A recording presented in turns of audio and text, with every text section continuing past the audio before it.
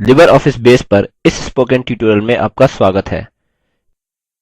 इस ट्यूटोरियल में हम सीखेंगे कि लिबर ऑफिस बेस क्या है, बेस का उपयोग करने के लिए ज़रूरी चीज़ें, आप बेस में क्या कर सकते हैं, रिलेशनल डेटाबेस की मूल बातें, नया डेटाबेस बनाना, टेबल बनाना। LibreOffice Base LibreOffice suite के डेटाबेस का प्रारंभिक भाग है। बेस माइक्रोसॉफ्ट एक्सेस के समतुल्य है। बेस फ्री और ओपन सोर्स सॉफ्टवेयर है, उपयोग और वितरण के लिए मुफ्त है। बेस का उपयोग करने के लिए आवश्यक चीज़ों को देखते हैं। माइक्रोसॉफ्ट विंडोज़ के लिए सिस्टम आवश्यकताएं निम्न हैं। माइक्रोसॉफ्ट विंडोज़ एक्सपी, विस्टा या Windows 7 Pentium compatible PC 1.5 GB तक उपलब्ध hard disk space. Ubuntu Linux के लिए सिस्टम आवश्यकताएं निम्न हैं। लिनक्स कर्नेल वर्जन 2618 या उच्च, पेंटियम compatible पीसी। विंडोज़ और लिनक्स दोनों के संस्थापन के लिए हमें 256 MB रैम की आवश्यकता है। पूर्ण सिस्टम आवश्यकताओं के लिए लिबर ऑफिस वेबसाइट पर जाएं। आपको जावा रनटाइम एनवायरनमेंट संस्थापित करने की आवश्यकता भी है, जिसे आप निम्न लिंक से डाउनलोड कर सकते हैं। केंद्र में फ्री जावा डाउनलोड नामक लाल बटन पर क्लिक करें। एक बार फाइल डाउनलोड हो जाए, इस पर डबल क्लिक करें और संस्थापन के लिए निर्देशों का अनुकरण करें। चलिए लिबर ऑफिस बेस के संस्थापन को देखते हैं।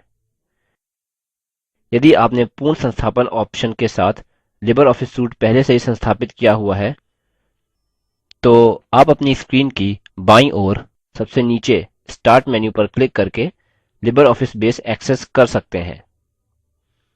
ऑल प्रोग्राम्स पर क्लिक करें और फिर लिबर ऑफिस सूट पर क्लिक करें।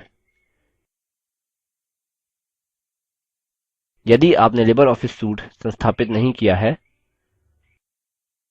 आप ऑफिशियल वेबसाइट पर जाकर और डाउनलोड लिबर ऑफिस नामक ग्रीन क्षेत्र पर क्लिक करके बेस संस्थापित कर सकते हैं। विस्तृत निर्देश लिबर ऑफिस सूट के पहले ट्यूटोरियल में उपलब्ध है। याद रखें, संस्थापित करते समय बेस को संस्थापित करने के लिए कंप्लीट ऑप्शन का उपयोग करें। ठीक है, अब अगले विषय पर चलते हैं। आप लिबर ऑफिस बेस में क्या कर सकते हैं? बेस में आप सुनियोजित डेटा संचित कर सकते हैं, डेटा एंट्री क्रियान्वित कर सकते हैं और फॉर्म्स का उपयोग करके डेटा देख सकते हैं। क्वेरीज का उपयोग करके जानकारी पुनः प्राप्त कर सकते हैं और प्रिंट के लिए तैयार अच्छी रिपोर्ट बना सकते हैं। बेस आपको डेटाबेसेस के प्रबंधन में मदद करता है। जैसा कि आप जानते होंगे, डेटाबेस डेटा, फॉर्म्स, क्वेरीज और रिपोर्ट्स का समूह है। उदाहरणस्वरूप, बेस का उपयोग ग्राहक की जानकारी के डेटाबेसेस का प्रबंधन करने के लिए किया जा सकता है। सेल्स ऑर्डर्स और चालान को ट्रैक करना, छात्रों की श्रेणी के डेटाबेसेस का अनुरक्षण करना या लाइब्रेरी के डेटाबेस को बनाना। चलिए अब डेटाबेसेस के कुछ मूल तत्वों के बारे में सीखते हैं। डेटाबेस टेबल्स में सुनियोजित और संचित डेटा है। टेबल्स, रोज और कॉलम्स में संचित डेटा के अलग अलग टुकड़े हैं। इस तरह के डेटाबेस को रिलेशनल डेटाबेस भी कहते हैं, जहाँ कॉलम्स का उपयोग करके टेबल्स का संबंध एक दूसरे से होता है। लाइब्रेरी के लिए सिंपल डेटाबेस का उपयोग करें। लाइब्रेरी पुस्तकों का संग्रह हो सकता है और पुस्तकें लाइब्रेरी के सदस्यों को जारी की जा सकती हैं। पुस्तक में शीर्षक, रचनाकार, प्रकाशक, प्रकाशन का वर्ष और कीमत हो सकती है। इन्हें अभिलक्षण या विशेषता कहते हैं। उसी तरह लाइब्रेरी सदस्य का नाम, फोन नंबर और पता होता है और लाइब्रेरी केवल इसके सदस्यों को ही पुस्तकें जारी करती हैं। अब देखते हैं कि हम रोज और कॉलम्स के व्यक्तिगत टेबल्स के रूप में इस डेटा को कैसे संचित कर सकते हैं।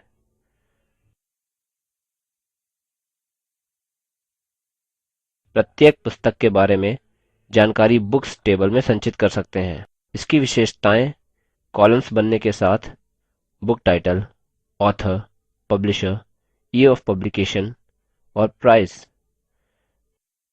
प्रत्येक पुस्तक को भिन्न करने के लिए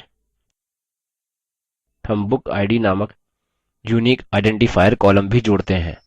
इस तरह हमारे पास उसी शीर्षक की दो पूरी तरह से अलग पुस्तकें हो सकती हैं।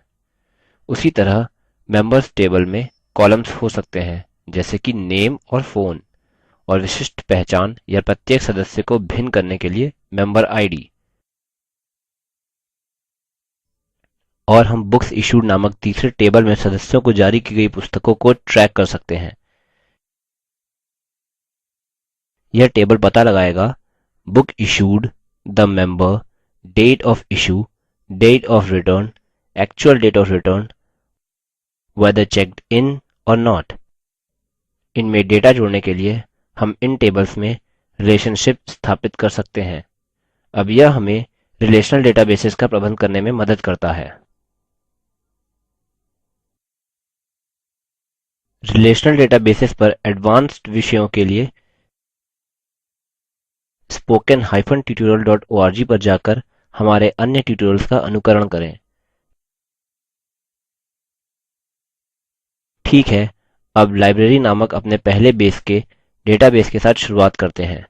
नया डेटाबेस बनाने के लिए पहले बेस प्रोग्राम को ओपन करें, फिर स्क्रीन के सबसे नीचे तल पर विंडोज के स्टार्ट मेन्यू पर क्लिक करें।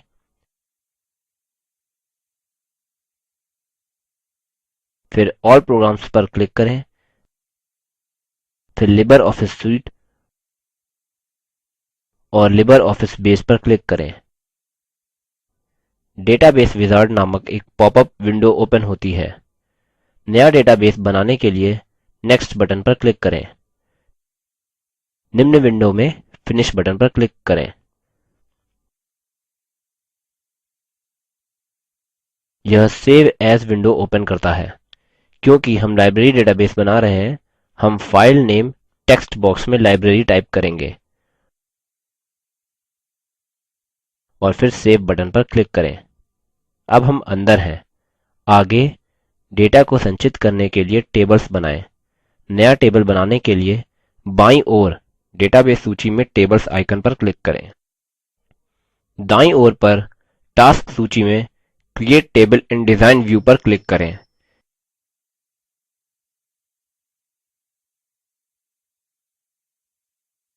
यह दूसरा विंडो ओपन करता है। यहाँ फील्ड नेम के नीचे पहले कॉलम के रूप में बुक आईडी टाइप करें। फील्ड टाइप कॉलम पर जाने के लिए टैब की का उपयोग करें। क्योंकि बुक आईडी प्रत्येक पुस्तक के लिए भिन्न नंबर होगा, ड्रॉप डाउन लिस्ट से फील्ड टाइप के रूप में इंटीजर चुनें। नीचे के सेक्शन में फील्ड प्रॉपर्टीज बदलें। ऑटो वैल्यू को नो से येस में बदलें। यह फील्ड अब प्रत्येक पुस्तक को विशिष्ट रूप से पहचानेगा। दूसरे शब्दों में इस फील्ड को प्राइमरी की भी कहते हैं। बुक आईडी फील्ड की बाईं ओर पीले की सिंबल पर ध्यान दें। चलिए देखते हैं कि हम फील्ड नेम्स के लिए फील्ड टाइप्स कैसे चुनते हैं। Field types text, integer, numeric, decimal या डेट हो सकते हैं। टेक्स्ट का उपयोग उन फील्ड्स के लिए करें जिसमें साधारण जानकारी हो, उदाहरणस्वरूप नाम, शीर्षक, पता। इंटीजर, न्यूमेरिक, डेसिमल का उपयोग उन फील्ड्स के लिए करें जिसमें केवल नंबर्स शामिल हो सकते हैं। उदाहरणस्वरूप न्यूमेरिक का उपयोग कीमत की जानकारी वाले फील्ड के लिए, इंटीजर का उपयोग वर्ष के लिए करें। अब बाकी फील्ड्स बनाते हैं। Title, field type text, author, field type text, published year, field type integer, publisher, field type text, price, field type numeric, length को 5 और decimal places को 2 में बदलें। Format Example बटन पर क्लिक करें। यह field format विंडो ओपन करता है। कैटेगरी लिस्ट से करेंसी और फॉर्मेट लिस्ट से INR चुनें। ₹1234.00 चुनें, जिसमें 2 दशमलव अंक हैं।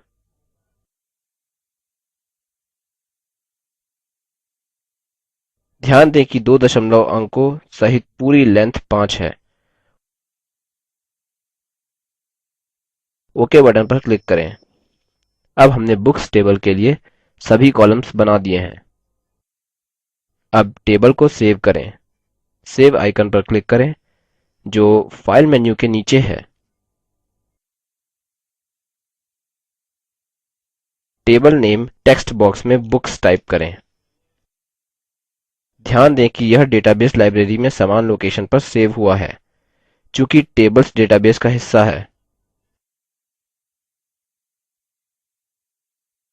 और ओके बटन पर क्लिक करें। अगले ट्यूटोरियल में हम बुक्स टेबल में डेटा जोड़ेंगे और मेंबर्स और बुक्स इश्यूड टेबल्स बनाएंगे। हम इस ट्यूटोरियल की समाप्ति की ओर हैं। संक्षेप में हमने निम्न सीखा। लिबर ऑफिस बेस क्या है, बेस का उपयोग करने के लिए जरूरी चीजें, आप बेस में क्या कर सकते हैं, रिलेशनल डेटाबेस की मूल बातें, नया डेटाबेस बनाना, नया टेबल बनाना। इस क्रम का अगला ट्यूटोरियल टेबल्स और रिलेशनशिप्स है। Spoken tutorial project talk to a teacher project का हिस्सा है। यह भारत सरकार के MHRD के ICT के माध्यम से राष्ट्रीय साक्षरता मिशन द्वारा समर्थित है। यह प्रोजेक्ट spoken-tutorial.org द्वारा संचालित है। इस पर अधिक जानकारी निम्न लिंक पर उपलब्ध है। यह स्क्रिप्ट देवेंद्र कैरवान द्वारा अनुवादित है। IIT बॉम्बे की ओर से मैं रवि कुमार अब आपसे विदा लेता हूँ। हमसे जुड़ने के लिए धन्यवाद।